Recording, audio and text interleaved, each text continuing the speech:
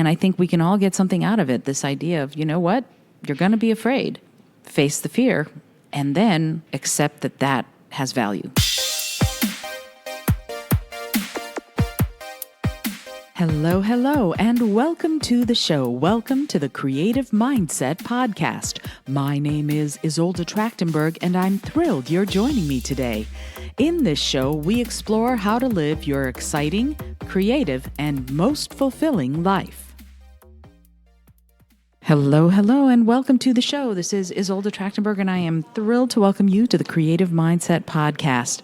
As you might remember, if you've been listening to the previous few shows, I'm currently taking a stand-up comedy class. I know, crazy, right? But I'm having a phenomenal time doing it, and I'm super excited because over the last few weeks, several of my classmates have agreed to be on the show and talk about their process as they're learning to be stand-up comics as well. And I'm really glad this week because the first week I did interviews, I had the wonderful Molly Bossardt and Miranda Roldán be on the show, and they're both back this week to talk a little bit about what the process has been over these last few weeks and how things have gone. So first, I'm going to welcome back Molly. Molly, I'd love to hear from you. I know that you are not a performer, and things are probably a little bit different for you as far as motivation, why you're taking the class, from some of the people who are performers or who might want to be stand-up comedians professionally. What made you get started, and where are you now with what you've done with stand-up comedy with this class? Hi. So I think I probably touched on this on the first time that we spoke, but what made me get started was needing a creative outlet. So I live in Brooklyn and I'm surrounded by a ton of creative people, and I just didn't have that creative outlet. So that's what got me started. It's been a little bit hard because this isn't my main focus and I'm not a performer. So I do real estate. And that has been busy. I've been very busy the past couple of weeks. So unfortunately, my priorities have shifted, and now doing this writing and performing and practicing has kind of fallen to the bottom of my priority list. So, does that answer your question? It really does, actually. And here's the thing about what you just said. It's that the creative part of you has sort of fallen to the bottom of the priority list. And as my martial arts teacher says, sometimes life gets in the way of art. And no matter what you try to do, what you might even want to do isn't something you have time for or energy for. Having said that, today in class, for example, you stood up and it seemed like you were ready and you were practiced. The things that you did that were the same or different from previous classes, how do they feel? How does it feel to be up there and sort of tweaking what you're saying and how you're saying it? Even if you're not a performer, you're still doing some things a little differently. How do you feel about that? Are you upset about killing some of those darlings, or does it feel pretty natural to go through that sort of funneling process as you figure out what the actual joke is and what you're trying to say? No, that's been super difficult. I think most of us are funny in storytelling and in conversation, and this format does not allow for that. So I think that's the struggle that everyone's had, is how to edit things that still make sense, or that we think the audience will be able to make sense of, and be funny. So I've had, I've spent a little bit of time editing and crossing it out and going through, some jokes that I had in week 2. For the most part, the setup is the same, but I've, turned things that were 100 words into something that's maybe 20 words. I don't know. I'm exaggerating. I have no clue how many words, but I've pared it down a lot, and then have also been trying different punchlines, and so that's that.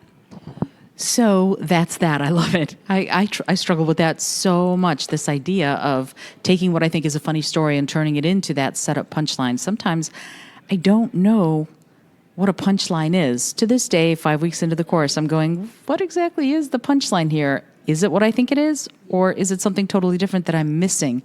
Are you comfortable with that, with what a punchline is in your jokes, or are you still struggling with that like I am? Yeah, I think I'm still struggling with it. I think it's a bit of a guess and a shot in the dark. I write a punchline and I come to class and I perform it. And if people laugh, I'm like, okay, I guess that was a punchline. But if I try to define it or if I try to think really hard on it, I'm struggle with what is a punchline and the definition of a punchline. But I think it's perhaps maybe a little less complicated than we've been thinking the past couple of weeks. That's interesting. So you think we might be making mountains out of molehills as far as that goes. Well, but here's the thing, and this is something I'm struggling with as I go through this, is that I teach workshops, so I'm pretty comfortable in front of people and communicating in general. Heck, I teach workshops on communication, so communicating in general is pretty easy for me. And yet, this is a completely different style of communication. Have you noticed that how you are communicating outside of class has changed at all? And if so, how? I don't think so. But on that note of communication, it's really interesting. I noticed that because I do real estate, I work with people a lot. And anytime I'm in somewhat of a like performance situation, like an interview or I'm chatting with people, I'm able to riff. And this is so hard because you have to memorize everything and you have to like almost act it out. So that was something I underestimated was that you had to be really prepared and really know your jokes and know your punchlines. But no, my communication probably hasn't changed. I think it's just been too short of a period of time doing stand-up. Maybe it's too short of a period of time, or maybe you're just naturally funny and don't realize it, that you are being naturally funny. For me, and I agree with you, this idea of quantifying what you think will be the funny thing in what you're about to say is really hard, because that brings up all of this, for me anyway, insecurity about, am I funny? I'm married to a clown. I'm married to a professional funny man. So I'm used to being sort of the straight guy, if you will, and he's the funny one. So now having to quantify it and go, I believe that this line that is going to come out of my mouth is going to be funny. Maybe it will, maybe it won't, but I'm not used to being the funny one. So again, in communicating with people, in meeting new people, and in talking about some of this stuff, I'm finding I have to look at myself and how I approach those human interactions. So if it hasn't changed for you, this is going to be a tough question. What have you gotten out of the class? Well, I think the biggest thing is I'm facing a fear. It's really scary to write things down and edit them and spend 5 weeks preparing for something. And, we're a week away from our stand-up show, from our final performance. I got to class today and I was like, oh God, I haven't prepared. I'm not ready. I don't know if I can do this. And then at the end of the class, I was like, okay, I can do this. I've got this. I just have to focus, move this creative thing to the top of my priority list for the week and edit and practice. And I think I can face that fear of thinking, I can't do this, or I'm going to be really bad at this, or I'm going to fail at this. So that's what I got at. Check in with me at the end of this. But I think facing that fear and moving through it is super valuable and the thing that I kind of need in my life right now. I love that. The idea of facing the fear and realizing its value. I think that's a wonderful place to end this little interview and to say thank you for that, because I love the idea of not only face your fear, but know the value of having done so. So thank you, Molly Bossardt, for that wonderful, wonderful idea. And I think we can all get something out of it. This idea of, you know what? You're going to be afraid. Face the fear and then accept that has value. So thank you so much for joining me on the show. And I'm back with the second segment of today's show. Super excited to have Miranda Roldán on the show. She is an actress. So unlike Molly, who is not a performer as far as being a professional performer, Miranda is a performer. She's an actress and is about to get into audiobooks and narration, which I think is fabulous. So I'm really excited to bring two sort of contrasting backgrounds and see what actually happens to a performer as you go through this idea of for some, a completely different type of performance. So as an actor, for example, you might be in a situation where you're memorizing lines and you have to say scripts specifically, but as a stand-up comedian, the lines that you're memorizing are your own. They come from you, they come from your ideas, your thoughts, and what you think is going to be funny. So I'm really excited to get Miranda's perspective on this. Miranda, thank you so much for being on the show again. Thank you for having me. And I would love to hear from you about that idea of the difference for you between saying someone else's lines as an actor versus being funny because it's what you think is funny and your own lines. Can you talk about that contrast for you? If you feel there is one, you might go, no, it's about the same thing, Isolde. What are you talking about? But you might also have, you might not make me feel like such a heel and an idiot and say, no, there are some differences.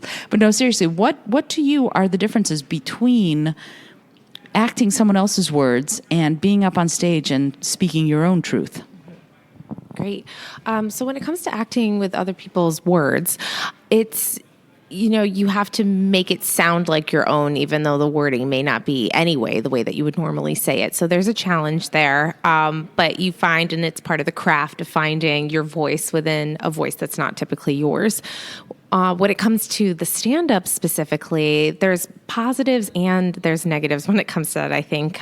For me personally, the positive being it is in your own voice. You talk conversation. It's like having a conversation with an audience member.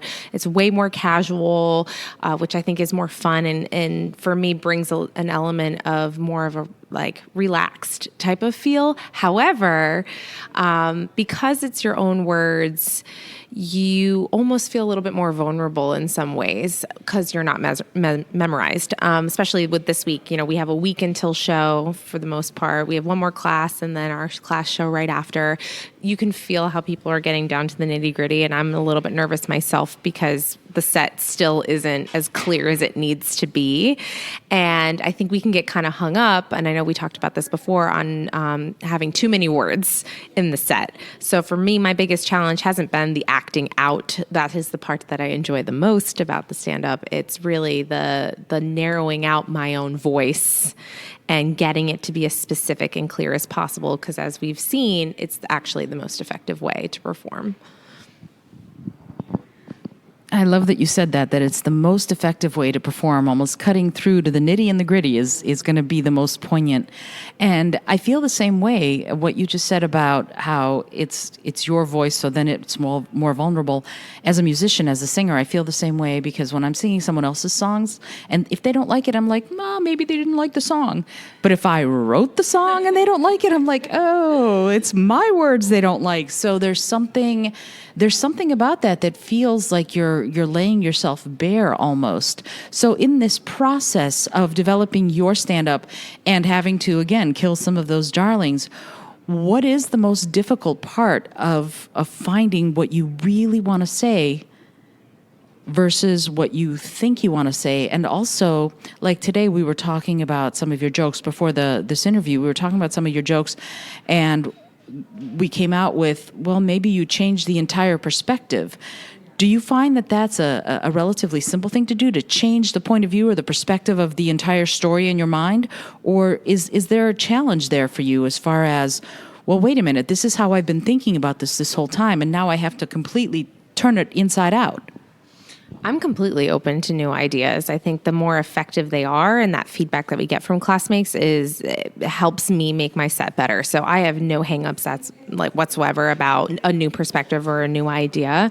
I think that I just want to come across as the most effective way and have it be funny. And if we go down trying, that's fine.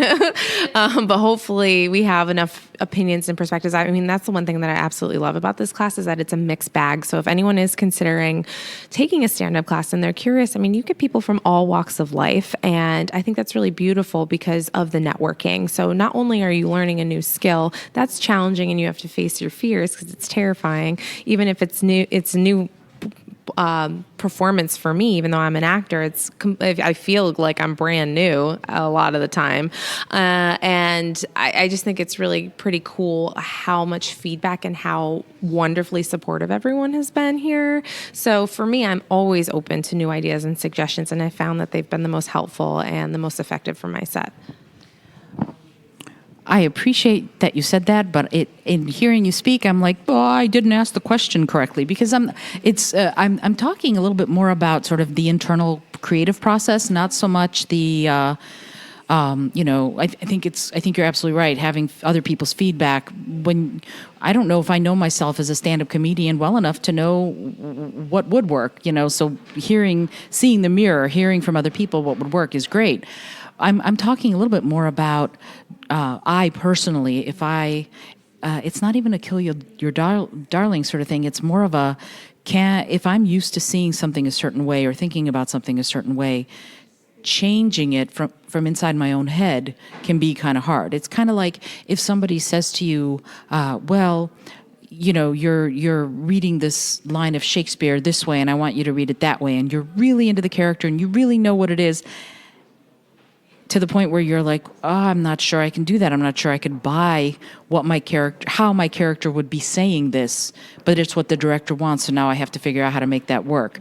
And I feel a little bit like with the stand-up class, some of the things that I've had to cut as far as, timing and figuring it out. Just this week, I figured out how to set up some of the jokes that I was trying to write in a way that felt like it was coming out of my mouth and out of my head rather than it because the teacher told me that it's what I was supposed to do. Do you see what I mean? So that there's a switch that flipped between last week and this week that let me have that happen.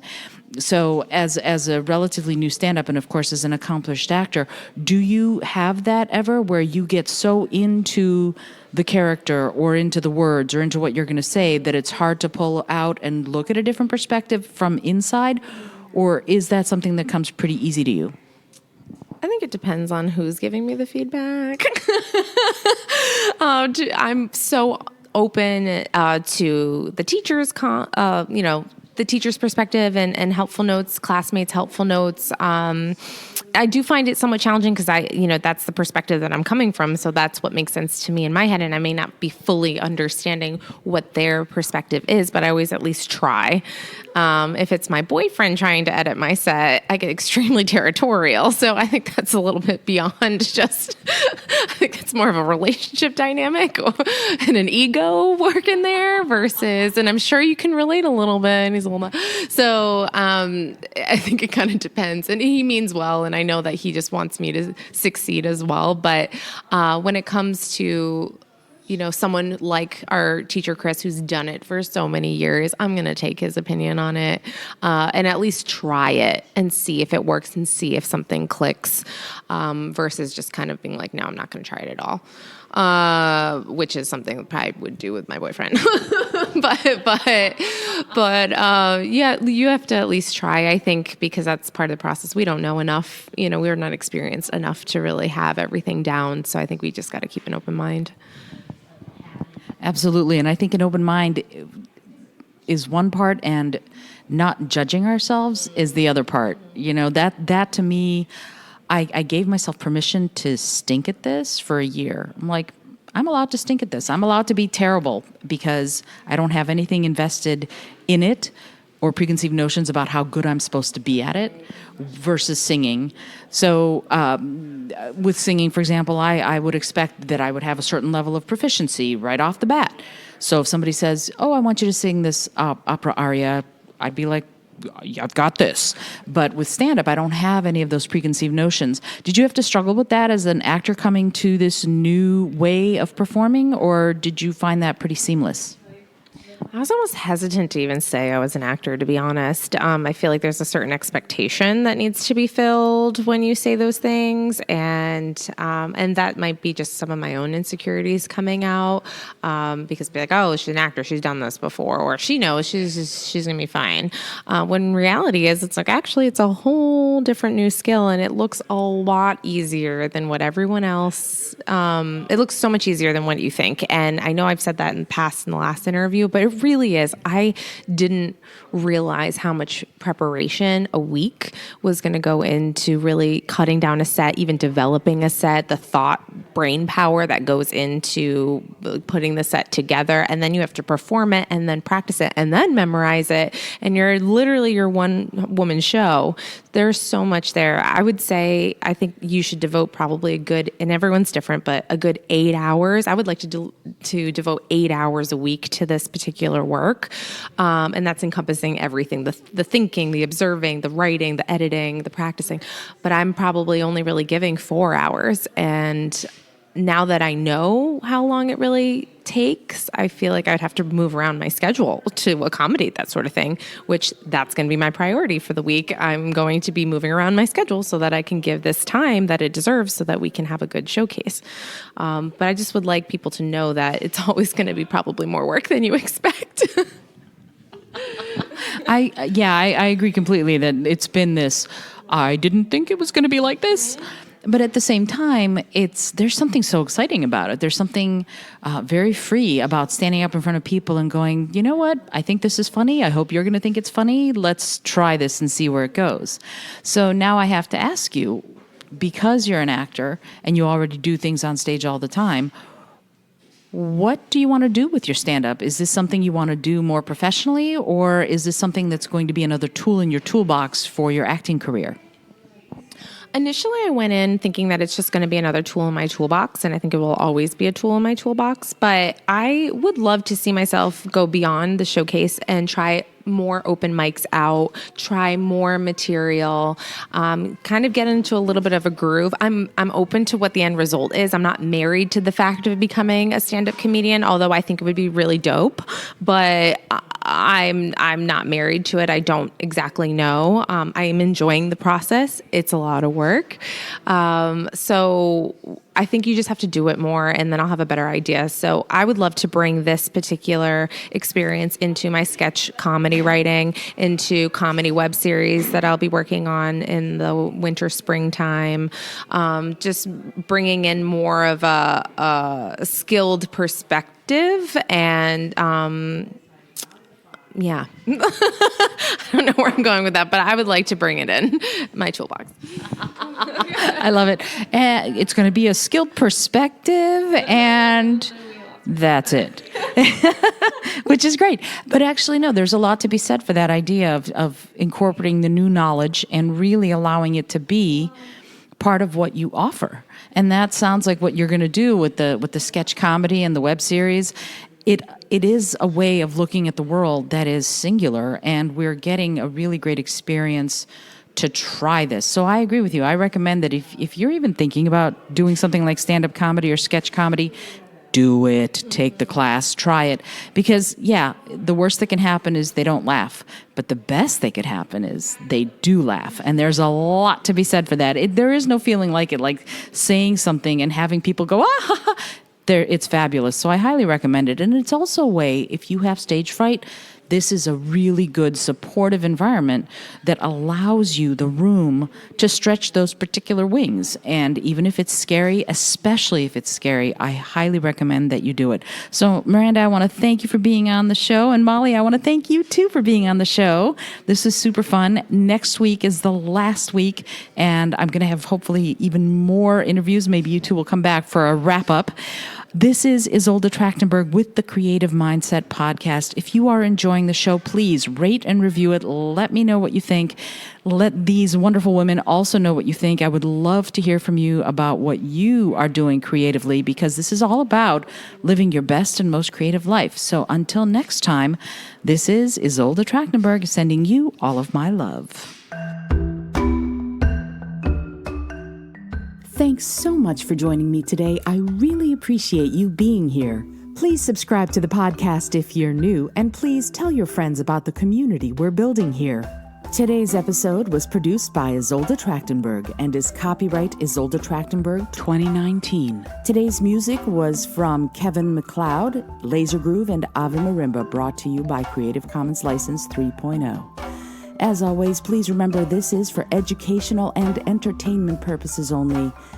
Past performance does not guarantee future results, although we can always hope. Until next time, I send you all of my love.